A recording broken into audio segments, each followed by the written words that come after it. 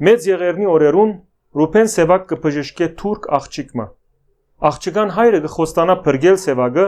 եթե ան ամուսնանա իր աղջկան հետ, ուրանա քրիստոնեությունը եւ թրքանա։ Եթե գուզեք գիտնալ պատմության շարունակությունը, մնացեք ինձի հետ։ Պանցրանիկ Ծառուգյանի Սերը եղերնին մեջ վեպը կներկայացնեն Բոլցո հայ մտավորականության կյանքը 1915 թվականի ապրիլեն մինչև օգոստոս ամիսները։ Ռուփեն Սևակին գողքը հոս կտեսնենք Դանիել Վարուժանը, Ռուփեն Զարդարյանը,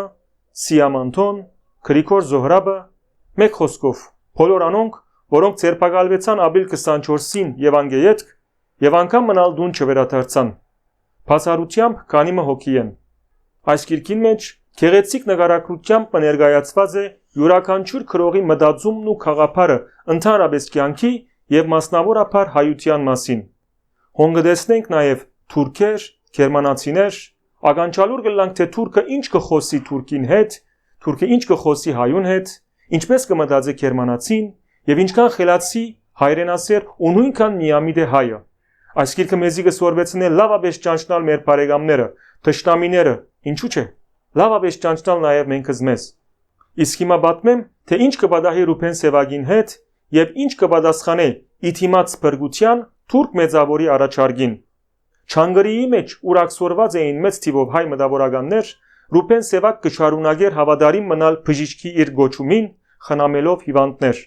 Այդ օրերուն ան կբժշկե ձանրապես հիվանդացած Իսմայիլ անունով թուրք մեծավորի աղջիկը։ Իսմայիլ նախ կխնդրե, ապա կբահանչե Ռուփենեն ամուսնանալ իր աղջկան հետ ու փրկվել քալիք աղեդեն։ Բնականաբար ուրանալով քրիստոնեությունն ու հայությունը։ Ռուփեն կմնա անթրթվելի, մահվան սպառնալիքը նույնիսկ չի վախցներ զինք։ Այս նյութին շուրջ ակսորիալներուն մեջ զանազան գարծիքներ կհնչեն։ Ոմանք վարդանանց նախարարներուն օրինակ վկայագոչելով կպաշտպանեն թրքանալու դեսագետը։ Դեսեք ինչ կպատասխանի անոնց Ռուփեն։ Ես չերմերանդ հավատացյալ մչեմ։ Քիչ անգամ եկեղեցի գերտամ։ Բայց կրոնապող ըլլալը հավատքի առարգան փոխել չէ միայն, այլ հայ ըլլալ է թատրիլ։ Բիդի եսեմ ավելին, մարդ ըլլալ է թատրիլ է։ Մեզի եղածը կրոնապողության առաջարկը չէ, այլ սպառնալիքը, սպառնալիքի դակ գրոնք փոխելը ամենեն նվաստացուցիչ բանն է մարդուն համար։ Օրը բոլորս պիտի մեռնենք, հայ մնանք թե թուրքը լանք, մահը միշտ գա ու անխուսափելի է։ Հայ ծնածենք եւ լավ է որ հայ մեռնենք, եթե պիտի մեռնենք։ Եվ ինչ գիտեք որ թուրքերը բաշտոնապես մեզ տրկացնել է յետ պիտի խնայեն մեզ։ Գտեսնենք որ ընտանեկան հավատարմության հետ մեկտեղ Ռուփեն պահպանեց ազգային հավատարմությունը։ Իսկ եթե հարցնեք թե այս գիրքի որ հատվածը ամենեն շատ տպավորած է զիս, պիտի ասեմ Չանգրիի մեջ տեղի ունեցած ժամերկության արարողությունը։ Այսօր գսեվեբին հեղինակը ժամերկությունը կգադարվեր տպավորիչ հանդիսավորությամբ, որոնք մասնակցեին 4-5 վարդապետներ ու քահանաներ, բարակային դալով աննախընթաց շուքմը։ Բզդիկ եկեղեցին լեցուներ փերնե փերան, դեղացի հայերը անխդիր ներկա էին, իսկ մտավորականներ ու խումբը, որոնց մեջ կային ոչ միայն կաթոլիկ ու բողոքական հայեր, այլ դարին անգամ եկեղեցի չհանդիպող ապագրոն անձեր, միացուլված ըլլալ գտվեին միևնույն երկյուղած վերացումին մեջ։ Խավարական անշուկ այդ մադուրին բادرուն մեջ բլբլացող մոմերու աղոտ լույսին դակ վերացումով գունգընտրեին Գոմիդասի վջիթ ցայնը, որ գարձես իրենց հոգիներուն գարցակվեր եւ բոլոր հոգիները կմիացներ նույն դենտահար սպասումին վերասլած հավատքի մեջ։ Անոնք այդտեղ մորցած էին իրենց անունները, համայնքները, ասպարեզները։